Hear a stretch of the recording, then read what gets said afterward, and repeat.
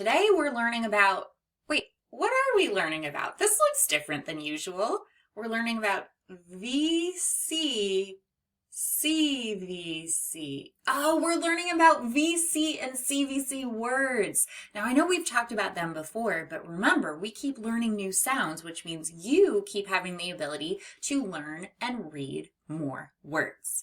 Today, we're going to practice reading lots of different VC and CVC words. Now, remember, when we read words, we look at every letter and we say each sound, and then we blend the sounds together to read the word. Remember when we talked about body coda blending? That was the thing where we had the cat sitting on top of the words. We use body coda blending to help us blend our words.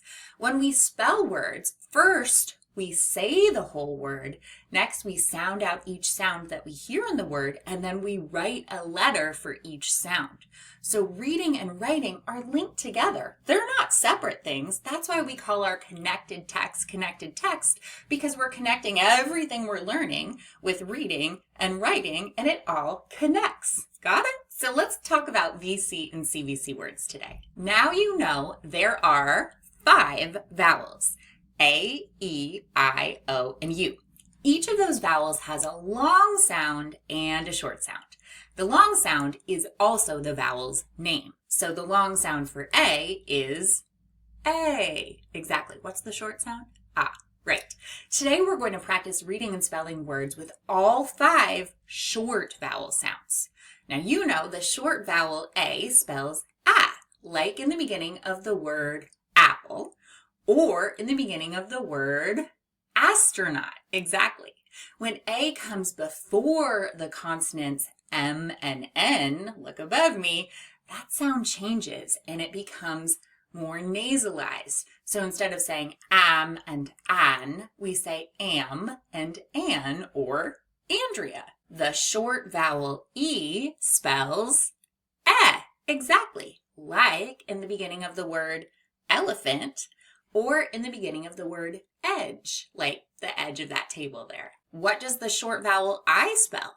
Right, the short vowel I spells I, like in the beginning of the word inchworm, or the beginning of the word itch, like this very itchy puppy. Poor guy. Now let's talk about the short vowel O. What sound does it spell? Exactly. The short vowel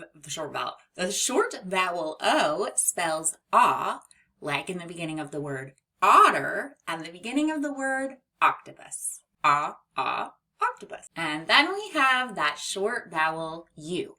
What does the short vowel U spell? It spells like in the beginning of the word umbrella and the beginning of the word up. And we see this person is holding an umbrella going up the stairs. Up. Now it's kind of cool to see all of our vowel pictures next to each other like this. Well, our short vowel pictures, because it's interesting to be reminded how in each of these sounds, our mouth muscles are a little bit looser and more relaxed when we're making them. So you can see there's an opening happening in all of these sounds. So we have astronaut, astronaut, ant, elephant, itch, otter, and umbrella. And here we can see where they fall in our vowel valley.